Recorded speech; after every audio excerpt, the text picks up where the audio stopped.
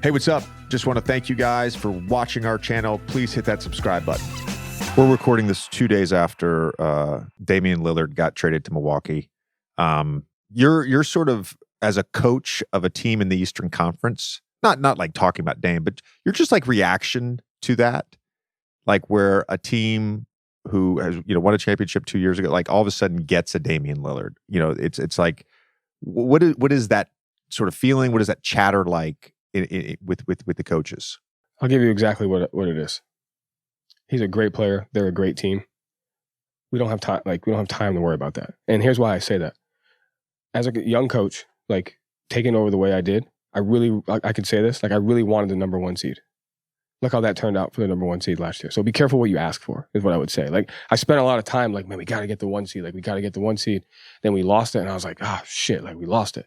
And then it was like, okay, well, then it ended up the one seed just went down to the 8 seed. So and so you end up thinking you just don't know.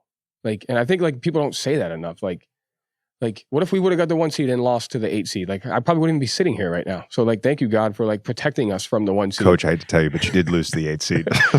I meant as the 1 seed in the first round. No. You know what I mean? So it's be careful what you ask for, and you really don't know what you're. So that really taught me something last year. It was look, there's so much at stake. I just I can't worry about what's going on around, because then I'm losing sight of what we actually have. Yeah. I knew you were going to answer it that way, by the way, but I want to make, because every time I can make this point, I want to make this point, because you see I don't know how much you're not on social media, but you see on social media, this team's going to be scary, or it's scary, James Harden, scary hours in Brooklyn or whatever. And, I always tell people the perspective as a player, or the perspective for coaches is just we have to just control what we can control. And if your best is better than our best, it's all we can do. Right. Yeah. So the approach has just got to be I got to worry about my team. I got to worry about the locker room. Yeah. I wasn't great at that at all the time. I showed you can't control, we couldn't even control getting the 1 seed. We lost 2 games and Milwaukee won 20 in a row. So there was nothing we could have done. It's just, if you go through the season, or these situations where it's that trade makes them better than us, or if we don't get the 1 seed, we're not going to the finals. It's you don't know. You have no idea. What I do know is we've had the best month of preseason since I've been here, from top to bottom, of buy-in from our top players, from buy-in of our second unit, from buy-in of our young guys, from our staff.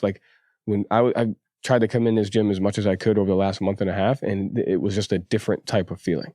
And so if I spend more time worrying about those things and not appreciating what we have, one, I'm doing the players a disservice. And two, I'm not going to be as effective at what we do. So they're going to be a nightmare to play against. But my job is to make us a nightmare to play against too. And we'll see what happens when 2 nightmares play against each other. Right. Kind of anecdotally to this, because you said the word curveball a couple times, and I was talking about the 2-man game, and it's Dame and Giannis, Jokic, Murray, right? There's probably not great answers to how to defend that. When you're in a coach's meeting prepping a scout game plan for a regular season game, or let's say you're playing the Nuggets or whatever, versus a playoff game, how different are those meetings in terms of the back and forth and just the decision making on, all right, we're going to be in a drop, Warriors, right? Warriors finals, when you were an assistant, we're going to be in a drop this game. Oh, now we got to be up. Oh, now we got to switch.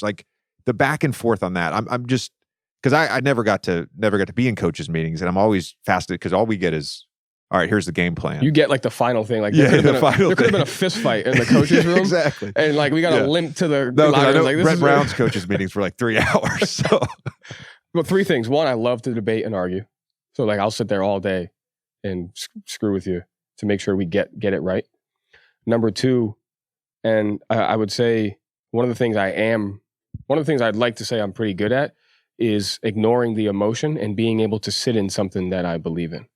And for whether it's a playoff game or a regular season game, if a scout says we're doing this, if it's not effort or anything else, we're not making an adjustment, because I know what the other side of that adjustment brings. Now, there are times when you have to make the adjustment, and that's where the curveball comes into. But I'm willing to sit in an uncomfortable space a little bit longer because I know what the other side of the coin looks like because of our staff and the homework that we did. So I would say that as like for a regular season game. For playoffs, that's where I struggle with a balance of like what analytics versus what makes sense for this game.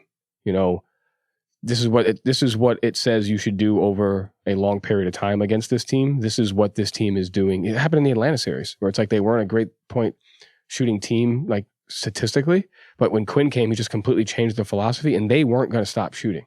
So it was like, we're going to have to decide, like the variance is going to take over at some point. So I think balancing the analytics to like what's happening in this 3-game series is really, really important. And then, like you said, being able to have a curveball. I think that's kind of like what goes into it. But you got to be able to live in that space for a little while, and you got to be able to coach the emotion of your guys because they see everything that's going on. And sometimes the most uncomfortable thing is to do what you should do. Right. You have to be willing to say this, like, all right, here's the game plan. We're going to be in a drop, Jokic and Murray. And you can't, after 2 plays, Murray hits 2 pull-up jumpers, be like, fuck, why are we in this fucking drop, right? You just have to. All right, now we're switching. It's like, because my only thing with the adjustment is like, listen, we go through every adjustment plan you can. Once you adjust, you're screwed. Because it could go well. Well, it's not necessarily screwed, but like, no. I know what you're saying. What I'm saying? Like, I know exactly what you're saying, but but there's also you should have the ability, I think, at times to like give different coverage to great players. You right? have to. You can never give them the same. The balance is like, how long do you live in that one space, you know, against different guys? But like you said, like there's also the long game. Like, you know, we'll take a look at like, okay, this is what we're going to do in the first 3 quarters, but this is what you're going to do in the 4th quarter. Or like sometimes it's like you see the guy's sub pattern ending, and it's like if you're going to adjust now, he's not going to be in the game for another minute. So then you've just adjusted, you know. So like it's just a fine line, and you're constantly assessing. I think a lot of the adjusting also has to do with what you're doing on offense. Like if you're playing the game a certain type of way, I think that also plays into it. You know, so I'm probably an overthinker. I think there's a layers. No, that makes sense. There's a layers of adjustment there, but you have to have a package of different stuff to go to. And I think if you look at us over the last few years, like switching was dynamite for us. But if you were to look at our team over the last 3 years, like what would you say our curveball was? I don't think you had one. Exactly. And so yeah, that's what I learned. Yeah. Yeah. It's interesting. We're going to wrap up here. I did want to ask just about Marcus, because, you know, we talked about KP a few times, and as an outside person, right, and someone who played against Marcus and competed, I would use that term very heavily too. Oh yeah. Like competed against Marcus. It felt like the sort of that defensive identity, and in some ways, like from the outside again, the cultural identity and that sort of thing, like he helped to really drive that and establish that for years. And so like, how are you approaching replacing that with this group? You don't replace it. Like I think that would be somewhat disrespectful to say. Like the guy's he's a defensive player of the year. He's been an anchor for our team for some time now. You don't replace it. You just reinvent. You just find new ways to be great. Like there's not one way to be great. I always like. So the other thing I learned is like out of the top 5 defenses, it's like Miami gives up the most above the break in corner threes. They're top in defense every year. We give up the least. We're top in defense every year. So there's never one way to be great. I think you have to build a mindset, and then you have to build a system what works for your roster. And so there's no like coming in saying we got to replace this guy. It's like, no, we got to reinvent to what our roster is, but we have to also, you know, develop an identity and a mindset of what that's going to look like.